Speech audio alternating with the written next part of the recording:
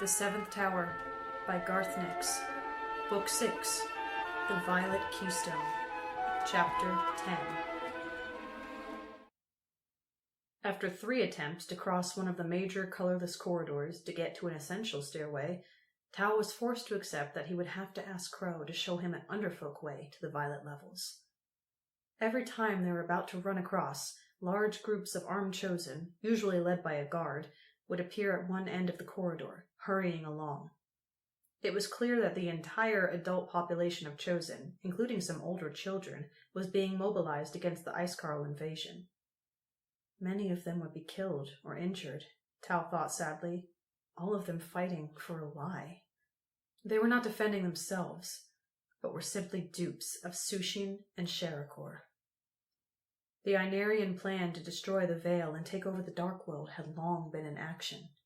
Even the Empress had been controlled by Sherakor.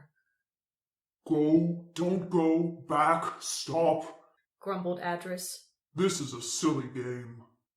It's not a game, Adris, said Tal. Crow, do you know a way we can get up through Orange and Yellow? I know a way to get right up to Violet 1, said Crow with a slight smile. But it's not pleasant or easy. Tal didn't like the look of that smile. It reminded him of the old Crow, the one who had hit him on the head and stolen his sunstone. What is it, then? The smile disappeared, and Crow grew more serious. You know the Laundry Chute? Tal nodded. Everyone knew the Laundry Chute, but you couldn't climb it. It was made to slide down. Besides, he'd used it to escape from Sushin before. It was sure to be guarded. There is another, similar chute, said Crow, except that it's a vertical shaft without any turns. It runs from the underfolk serving kitchen on Violet 1 all the way down to the heatwaves or even lower. It's called the Slop Down. The Slop Down? Asked Tal. That didn't sound too good. Crow saw the look on Tal's face and nodded. It's for the kitchen garbage from each level, so it smells bad and it's pretty slimy. But there is a metal ladder that goes all the way, I think. You've climbed it? Asked Tal. Only as far as Indigo 7, said Crow. That's why I don't know whether the ladder goes the whole way. But you can get out at any kitchen on any level. The main danger is the slipperiness, or hot slops. Slipperiness? Hot slops? A lot of cooking oil and grease goes down, so the ladder is very slippery, explained Crow. We'll have to climb with a grit bag and grit up every now and then. And sometimes the assistant pours out things like hot soup. They might not be cooking with the Icecarl invasion going on, said Tal hopefully. Crow shook his head at Tal. They'll be cooking more than ever. Fighters need feeding, but the ladder is on the far side of the shaft from the kitchen hatches, so only a long throw or a lot of stuff coming down could get to us. Tal thought about it for a moment. There didn't seem to be any alternative. He had to get to the violet levels as quickly as possible, and from there into the Violet Tower. This Slop Down seemed the best and most secret way. All right, but you go first. Crow nodded. This way, he said. There's an old kitchen back here somewhere. Of course, Crow knew exactly where the old kitchen was. Like most places around the Hall of Nightmares, it had not been used in many, many years. The rows of ovens were cold, their sunstones dead. The cupboards were empty, doors hanging open at odd angles, old hinges giving way. Crow went to a gray iron hatch in one wall. It was hinged at the bottom, designed to be pulled open and down. Crow tugged at the handle, but it was stuck fast. Tal and Adris came to help, and they pulled together. There was a grinding noise, then a sudden snap. All 3 fell over backward, still holding the handle. But the hatch was open a fraction. An awful smell came wafting out from behind it. The smell of years-old cooking oil, the odor of ancient, putrefied meat, and the newer but no less disgusting reek of rotten vegetables. Tal gagged and held his nose. Crow shook his head, as if he could shake the smell off. But Adris was affected even worse. He twisted up into a frenzied whirlwind, spinning round and round and roaring incoherently. Whatever he was saying wasn't clear, but his feelings were obvious. Adris was totally repulsed by the Slop Down. "Stop that!" shouted Tal as he ripped one of his sleeves to make a face mask, while Crow did the same with his new black robe. It's not that bad." Adris stopped spinning. Yes, it is, complained the spirit shadow. The air is dead and poisoned. "It's only food scraps and stuff," said Tal bravely.